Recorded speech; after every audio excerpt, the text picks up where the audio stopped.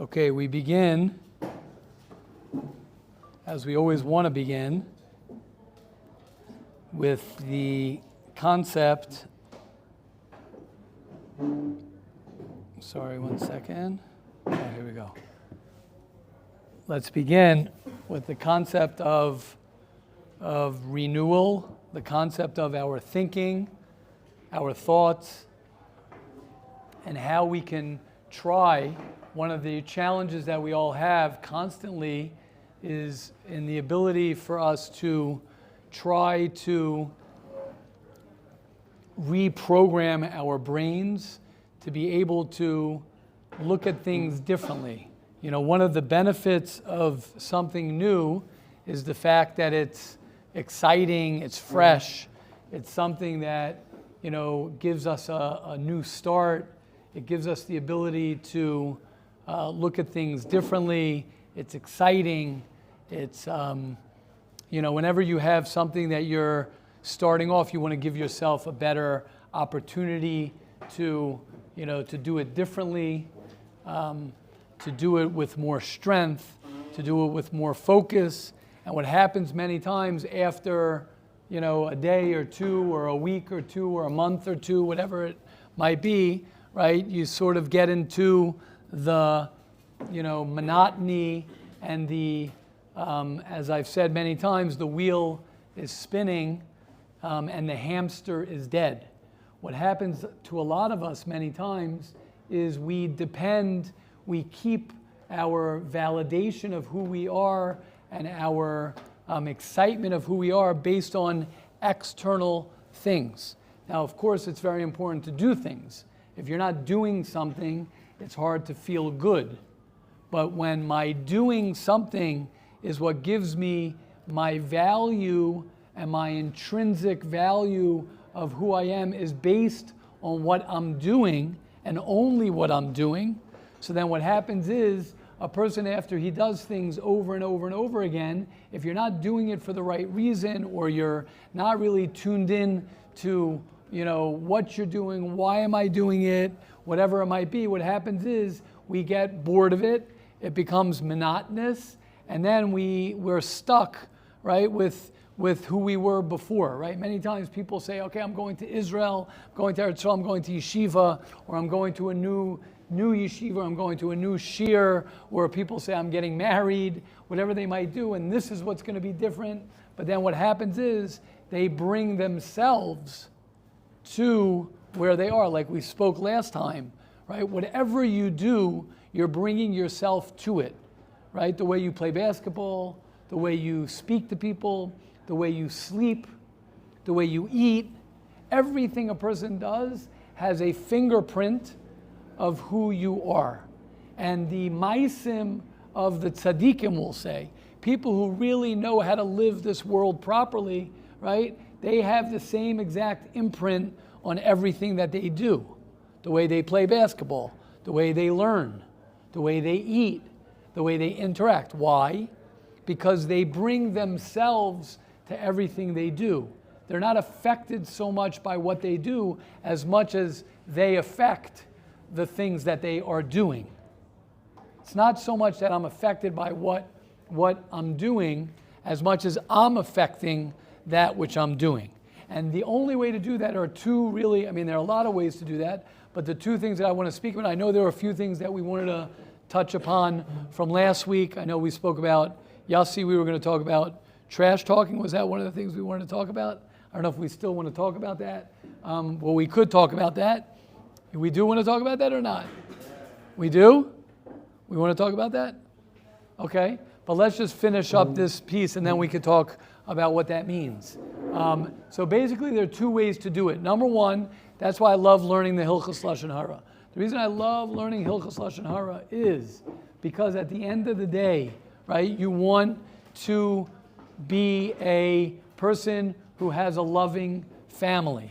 You want to be a person who sits at your Shabbos table, at your dinner table, not talking about other people. People who talk about other people, how do I say this in a nice way? People who talk about other people I don't want to say, how do we say it? Can someone help me? People who talk about other people, what? Just say it? Yeah, I don't want to say they're bad. People who talk about what? The bat, right.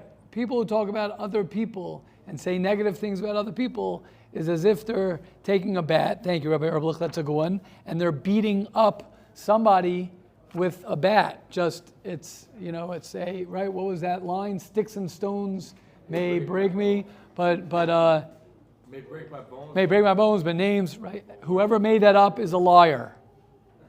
It's not true. A person could be more hurt by verbal abuse than they could by physical abuse. Now, physical abuse is terrible, but people say, oh, did your father hit you? Did your mother hit you? Well, it depends what you mean, did she hit me, right? They could hit you with their, especially if your love languages is words of affirmation.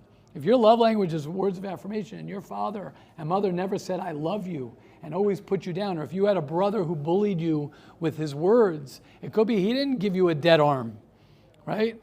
When we grew up, we used to get dead arms, right? Get dead arms, right? I had older brothers, right? So you get a dead arm, right? But could it be more painful when someone says you're an idiot, or you're stupid, or you're clumsy, or you're worthless, right? So sticks and stones may break my bones, but names could be even worse than sticks and stones, and thank you, Rabbi Erblich. And it's very, very dangerous when we speak certain ways, especially when you're going to get married, especially when you have children, because you say, oh, right, we know the famous thing, my roommate, I don't love. My wife, I'm going to love more than my roommate. So, of course, I could talk down to my roommate, and I could talk a certain way to my roommate, but my wife and my children, who I love, I will never do that. So sorry to tell everybody, or actually I'm happy to tell everybody, it's actually the exact opposite. The people who you're closest to are the people you're going to hurt. So if you hurt your roommate, you're going to hurt your spouse and your children that much more. I know, but it's different. It's not different. It's the exact same thing. So what are you going to do about it? I don't know what you're going to do about it. You're not going to fix it right now. But if you realize you have an anger problem, or you realize you have a say whatever you want to say and hurt someone's feelings problem, then that's something you want to acknowledge. So that's step number one. Step number one is we must figure out a way how, not you must, if you want to be a healthy person, you must stop focusing on other people. No ifs, ands, or buts. You got to stop focusing on other people. Focusing on myself, and that means, by the way, focusing on other people is that if someone triggers me, then what do I do if there's someone in the dining room or my roommate triggers me? That doesn't mean I ignore that. It means thank you so much for triggering me. Now I know what I need to do to focus on myself. When you bring it all back to yourself, you're going to win. Thank you so much, Menachem Nachum. You're going to win. Yes, Aviel. Sorry. We make a good timing to make a bracha. Baruch atah Adonai, haynu melech haolam, shakol niyeh b'dvaro. Okay, Binyamin, yeah, you good, Binyamin?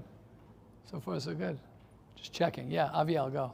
Rabbi said about the love language that he might be a kid that he was born with, let's say, that these love languages are words of affirmation, and his parents didn't give it to him. So I wanted to ask her, is it something that you work with, or is it something that happens when you grow up in your childhood? Yeah, right. So I'm not sure. Some people say I'm not such a bucky in the love languages.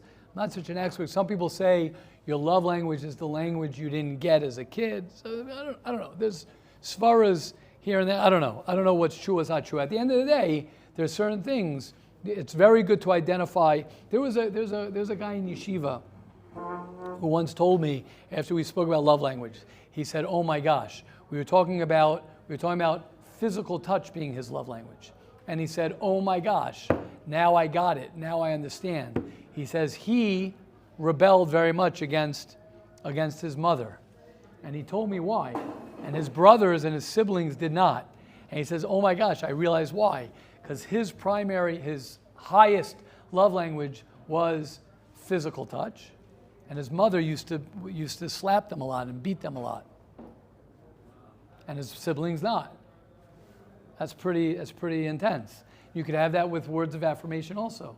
If you could have your brother or your sisters could be their words of affirmation or not their top love language, connection. So it's very good to identify within yourself and your parents. Sometimes you could say, oh, I connect more to my mother and I connect more to my father. I connect less to this. And like, oh, because my mother always says, I love you. My father never said, I love you. Oh my gosh, words of affirmation or quality time, whatever it might be. So whatever the lumpness of why we have what we have, it's very important to know, because then it comes down to you. It's not so much your parents as much as it's you.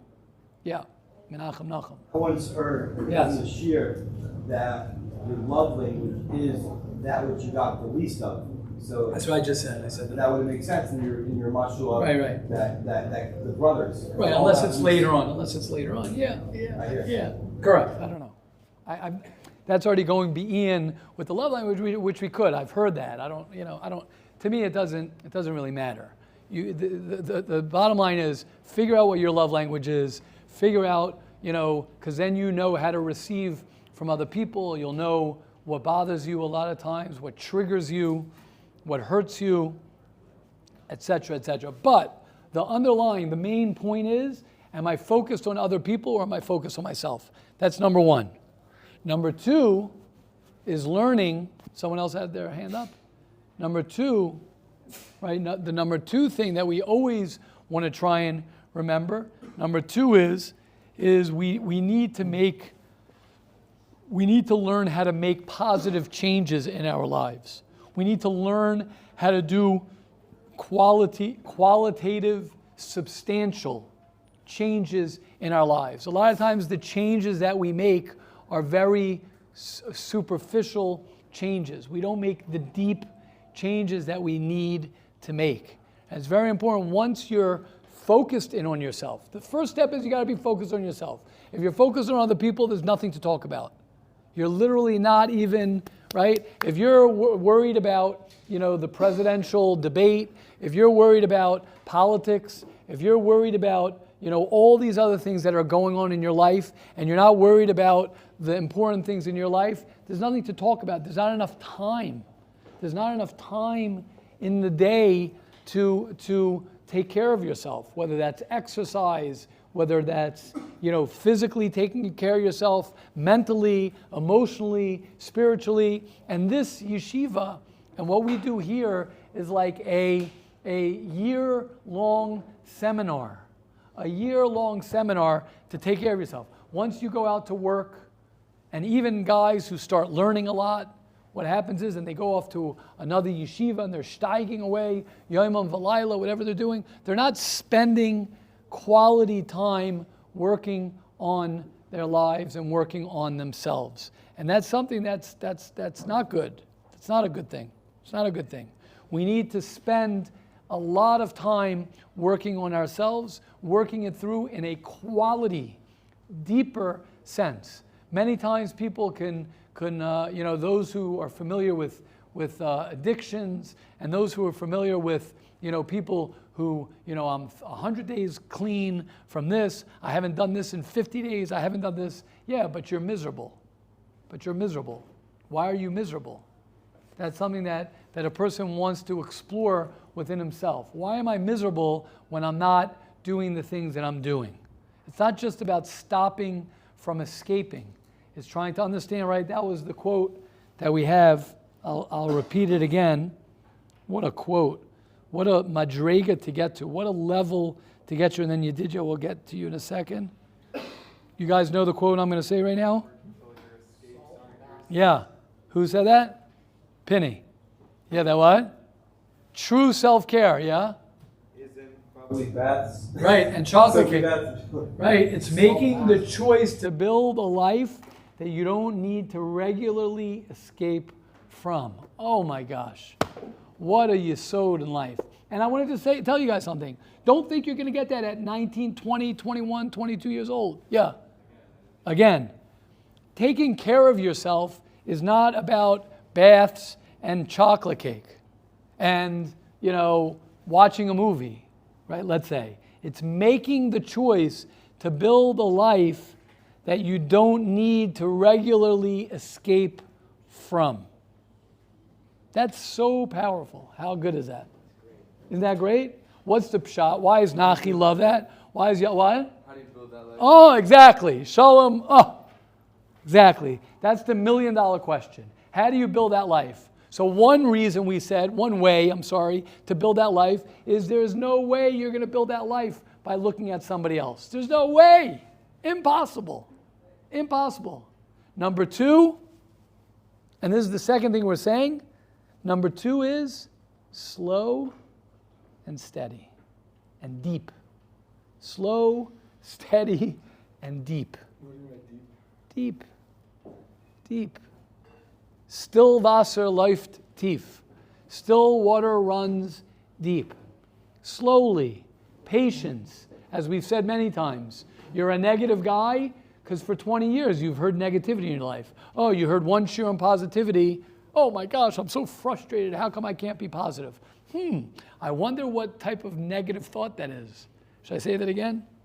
Should I do that again? You guys got that one? You got it?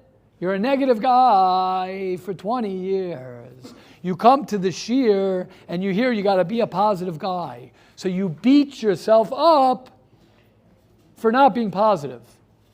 Should I say that again? Because you're a negative guy. And you're negative. So I got to learn to be positive. I got to learn to be positive. I got to learn to be positive. I got to learn to be positive. I got to learn to be positive. Sounds pretty intense to me. Got to learn to be not so intense. Got to learn not to be so. I got to learn not to be that. But that's what we do. That's what we do. We think the problem is out there. The problem is never out there. The problem's always in here. It's always in your thinking. It's always in your heart. It's always here. It's not mommy. It's not daddy. It's not your chavrusa. It's not the drugs. It's not even the drugs. It's not even the phone. It's not even the alcohol. It's not the girl. It's not the this. It's not the that. It's not even the Gemara. It's not the learning. It's you. You're the problem. You're the problem. And we don't like to acknowledge that. You know why we don't like to acknowledge that? Because there's something called the Yetzer Hara. The Yetzer Hara doesn't want you to acknowledge that you're the problem. Because if I'm the problem, then I actually might be able to change myself. I might be able to change myself. As long as my mother's the problem, I can't change her. As long as the Gemara is the problem, as long as my roommate's the problem, as long as the prime minister, the president, the world is the problem. Yes, Binyamin's hands up. I'm excited. When do you draw the line between saying it's always your problem? It's actually what? Someone actually triggers you. Great. Beautiful. Great question. Binyamin, great question. So let's talk that out, because that's golden what you're asking right now. Well, let's get clear what your question is. Meaning, if someone comes over to you, right? If someone does something mean to you and someone yells at you, it's very appropriate to feel hurt, especially if it's someone you respect, right? Right? If someone is, I don't know if you guys want, I don't know if there's an example you guys could pick. Pick an example more. Yes, Yaakov. There's a certain person that every time you interact with them, it becomes a fight. Great. Beautiful. Great. Love it. Great example. Every time you interact with them, there's a fight. So what's my first question? Why are you interacting with them? Who said that? Thank you, Yeshaya. Beautiful. Question number one. Why am I interacting with them? What's the answer to that? Let's go. Let's follow down. They're in the same yeshiva. What? It's my brother. Okay. Great. That's a great question. That's a problem. That's going to be a problem. He's your roommate. He's your roommate. He's a family member, your brother. So we got to break that down. You have to break that down. How painful is it for you? Are you able to separate yourself? See, one of the problems that we have is we don't separate ourselves from the person who is hurting us. And the younger you are and you've been hurt by somebody, it's harder to differentiate between the perpetrator and the victim.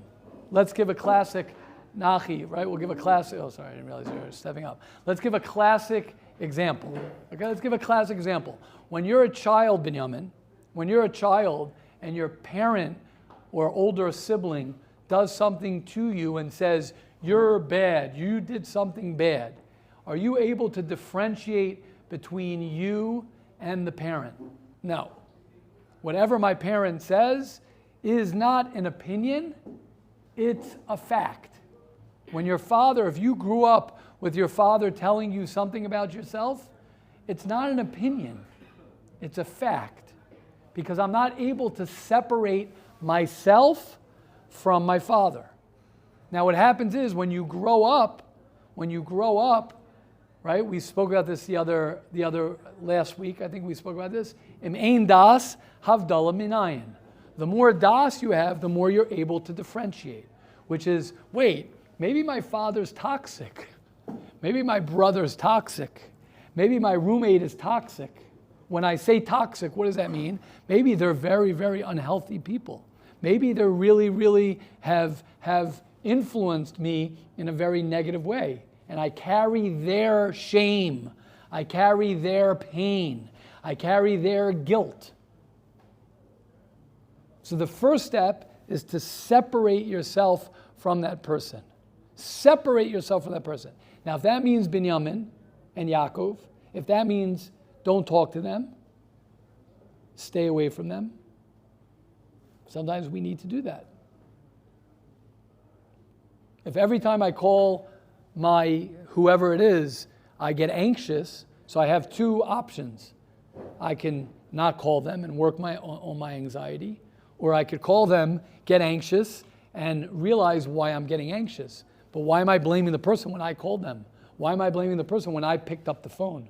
Why am I blaming the person? Yaakov, you're saying every time I talk to that person, I get into a fight. Well, maybe I want to get into a fight with that person. I find myself having the conversation. Maybe I'm half the problem, right? The wife of an alcoholic, and I know it's so hard for people to hear this. You can't ignore your roommate, and whoever your roommate is given to, let's say, by the yeshiva. Good, so you won't be the first, won't be the last. I cannot live in this room. If I was with a roommate that I could not stand and hurt me and affected me, you got to be joking. Get me out of that room. Get me out of that room. Now, if you want to work that through, gesundheit, that's awesome.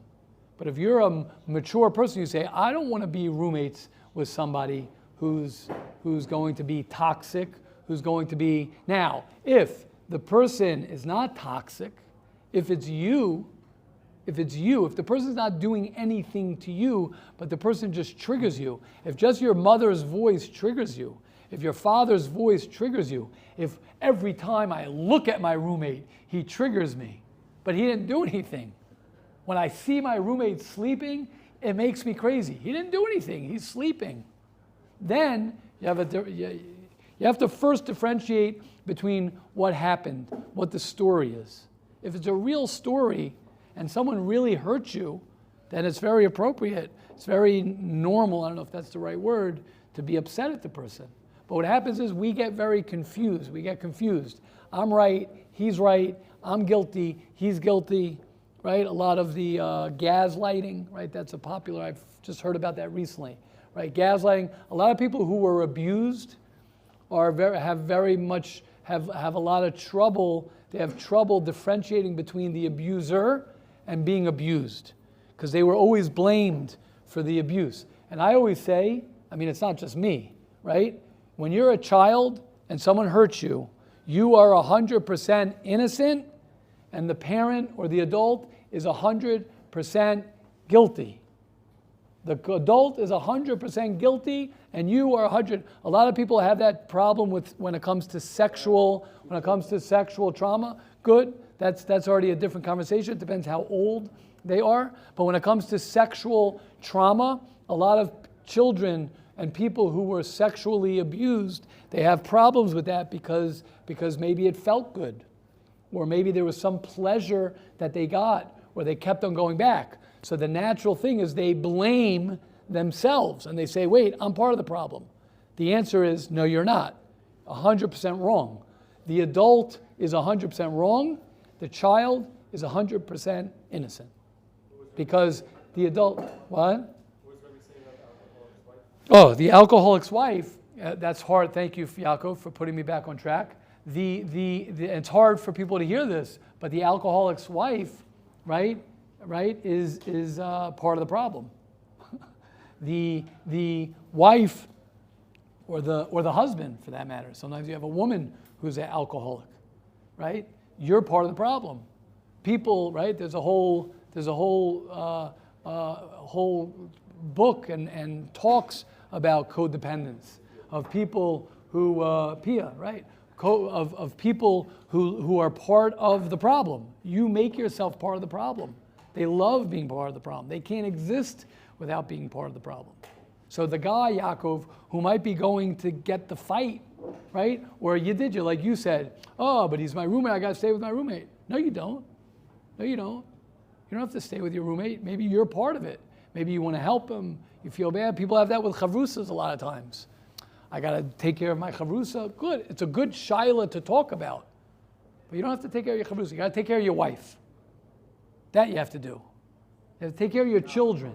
You have to take care of your children. What? Okay, wait. Okay, if she's an alcoholic, there are ways to deal with alcoholic spouses.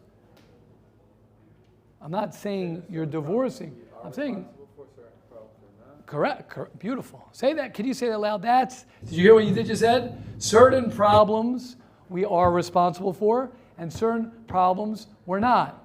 And I ask God for the difference, so I have the wisdom to know the difference between the two. You got the whole thing. Correct?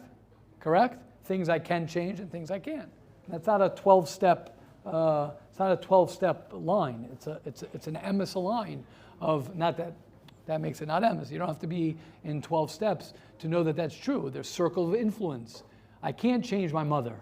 I can't change my father. I can't change the weather. I can't change my roommate. Yes, you should. Oh, yeah, you did, yeah. And then we'll go, yeah.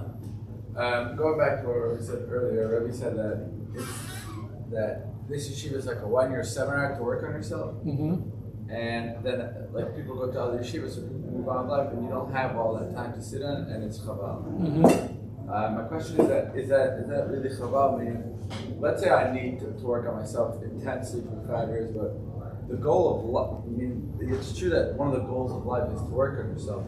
But I don't really see the benefit of always intensely working on yourself if you're not going to also then spend other hours of the day once you're already as a healthy person just being. Meaning, at a certain point, you just want to be with your family, not always work on things with your family. 100%. My point, 1,000,000%.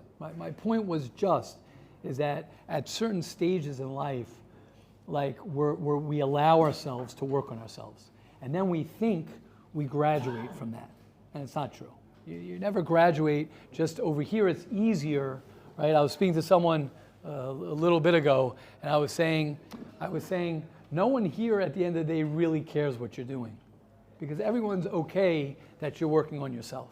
In other places, it's not bad. I'm saying in other places in life, it's not like that. You know, you get married, you have a job. No one's, so how's Yedidya doing in his job? Well, we don't really care as long as he's, being true to himself. So that's a luxury that we have over here. That's all I was saying. But of course, I agree. You got to get a job. You have to support your wife. You have to be but that's exactly the point. That's exactly the point. If you are not taking care of yourself and working on yourself, then it's going to spill over into your wife and children. It will spill over.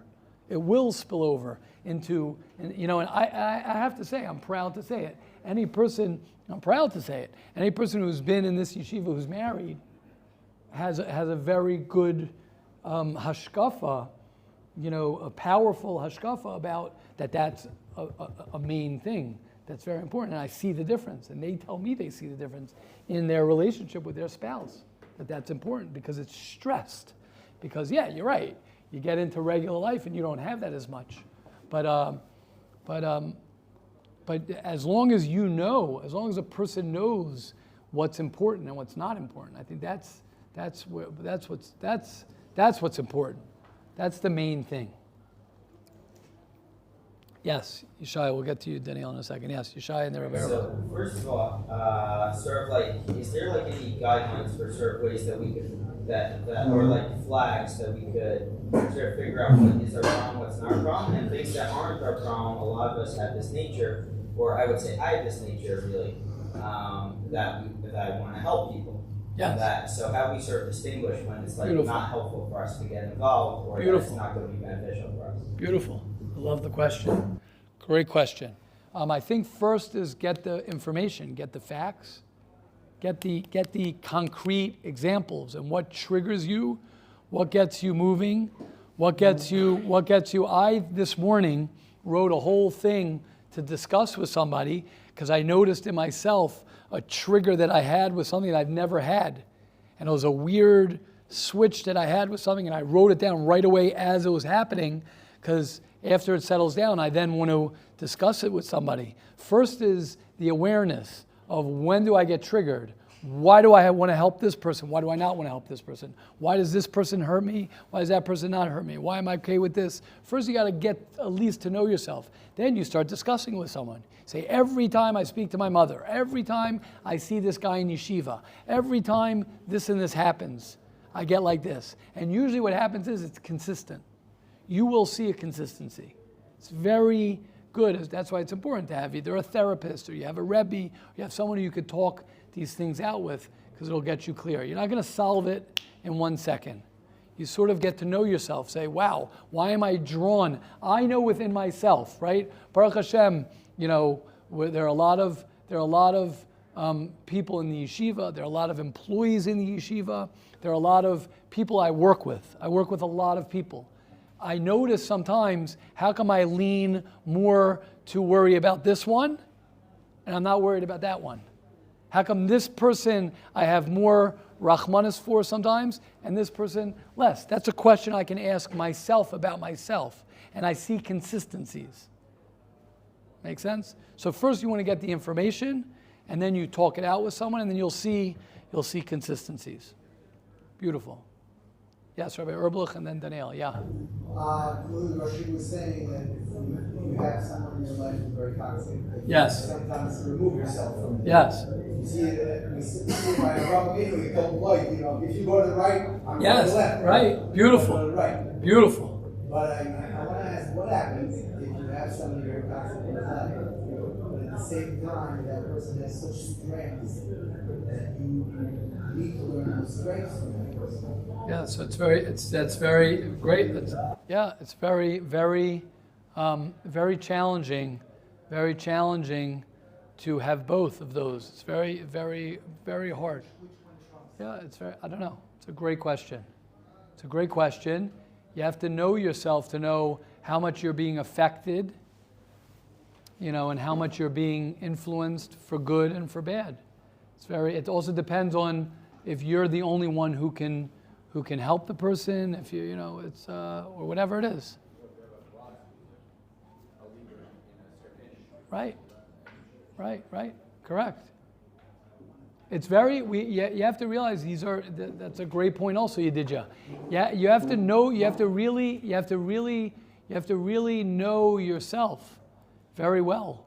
You have to really know yourself well, and you have to have other people. There's something we say all the time. You have to have other people who you can check yourself with.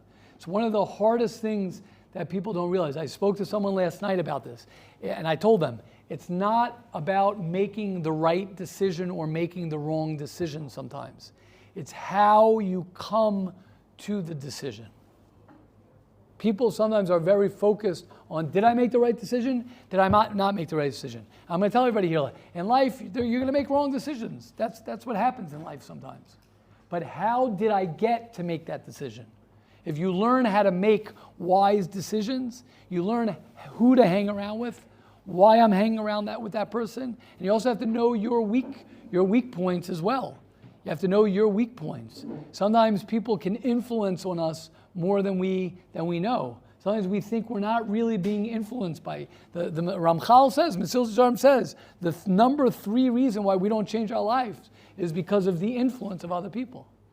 We're very, very influenced by other people. You're influenced very much by your wife.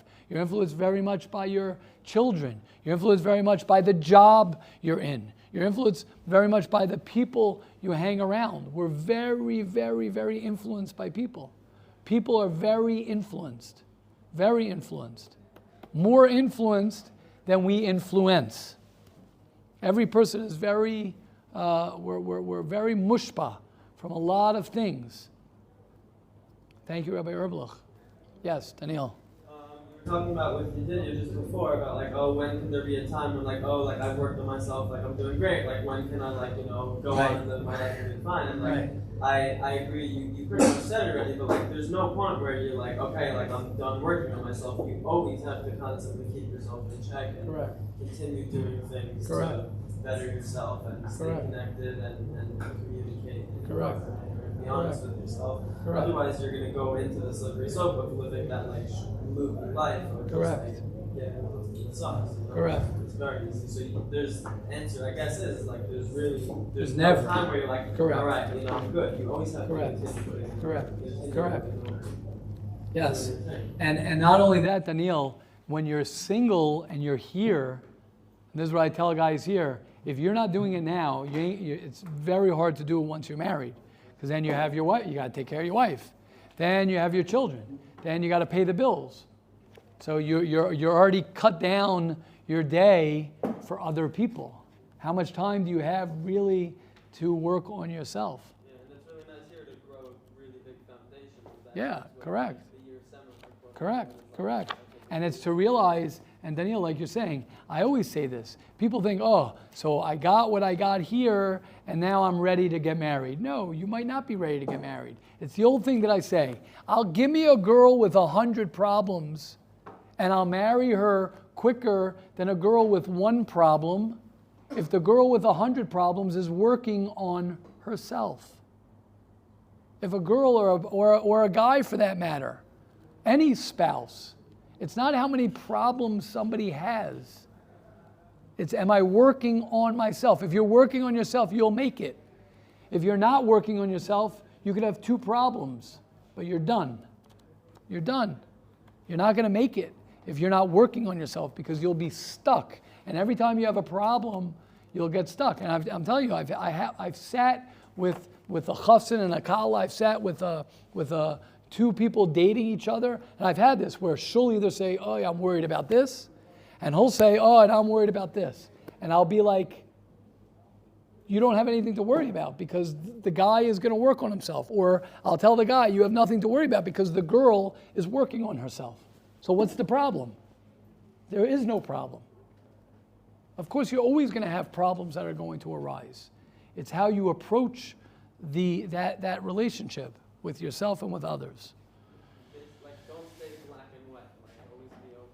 Yeah, to be open to change, to be open to grow, then for sure. If you have other people, you have this, that's what the forum of this shir is. That's what the forum of everything we're doing here is, that it's not about, okay, this is the answer. We have the answer. We want to work every day. That's why on the quote chat, that's why I had that as the profile for the quote chat, is that motivation doesn't last. Neither does bathing. That's why we recommend it daily, right? All these things are the same, right? Being clear about life doesn't last. It doesn't last. We could sit there in the shir now, and you got to clear, I got to clear. So why do we got to talk about the same thing tomorrow? Why do we talk to Chafetz Chaim, the same thing? Because it's not about I got it. It's about doing it. It's about constantly doing it. Okay, let's learn one halacha and then we'll wrap up for the day. Beautiful. Let's say, here we go. Let's say you walk around town telling people that so-and-so is a weak person. Chalash, weak. You may think that there's nothing wrong with this. I'm just stating a fact. However, it depends. If the person is a teacher, or he has another type of job that requires energy and stamina to accomplish it, it is simply, it's lashon hara to say that he is weak. The same applies when talking about a person's financial situation. If you say that so-and-so is a poor person, or even if you say that he has money but not as much as people think, or that he owes a lot of his money to others, this is also Lashon Hara. Why? Because as the word gets out, people will be a little bit scared to lend him money or whatever it might be. They will not trust that he has enough money to pay later. They will make him pay for everything on the spot. This will cause him harm, and it could ruin his business and his livelihood. Therefore, a person must be very, very careful not to speak like this.